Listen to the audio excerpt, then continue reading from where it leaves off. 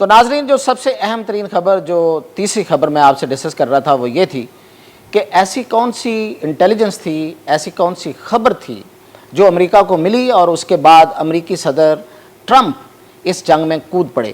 پاکستان اور بھارت کے درمیان ہونے والی جنگ کو رکوانے کے لیے وہ اتنی تیزی کے ساتھ آئے، بقول ان کے کہ انہیں پوری رات جاگنا پڑا اور رابطے کرنا پڑے۔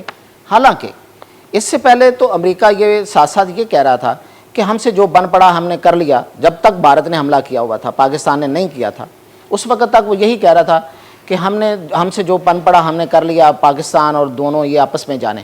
لیکن پھر اچانک وہ سامنے آ گئے، تو وہ ایسی کیا چیز تھی؟ وہ چیز جو بھی تھی، وہ جو خبر تھی، وہ جو لیک تھی، جو انٹیلیجنس لیک تھی، جو ابھی میں آپ کو بتانے والا ہوں، اس کا پاکستان کے فائدے نقصان سے کوئی تعلق نہیں تھا اور نہ ہی انڈیا کے فائدے سے تعلق تھا۔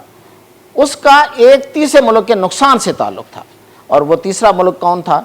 وہ تھا جو بھارت کے ساتھ کندھے سے کندھا ملا کے پاکستان کے خلاف لڑ رہا تھا۔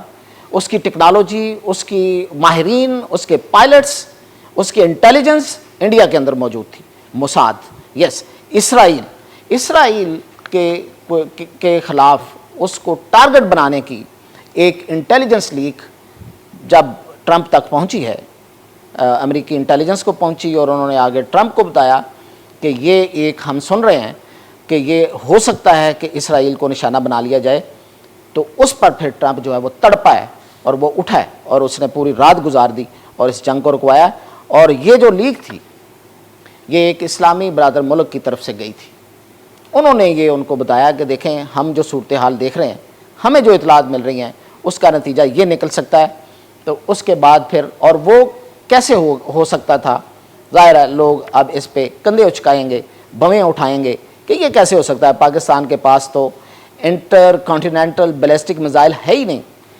تو جناب، آپ فی الحال گزارے کے لیے یہ سمجھیں کہ یہ جو JL-3 یعنی کہ جولانگ 3 میزائل ہے، یہ تھا۔ چلیں، ہم نام نہیں نا، اصل نام تو بتانا ہی نہیں ہے، تو یہ تھا اور یہ ہے جس پہ نشانہ ہونا تھا۔ اور آپ کو وہ ہونا کہاں سے تھا؟ وہ جو ہمارے پاس ایک آبدوز موجود ہے، سب میرین، ہونگور سب میرین۔ میں آپ کو اپنے پچھلے ویلاگس میں اس کی ڈیٹیلز اور اس کی جتنے اسپیکس ہیں وہ بتاتا رہا ہوں کہ وہ کتنی خطرناک ہے۔ یہ اٹامک پاورڈ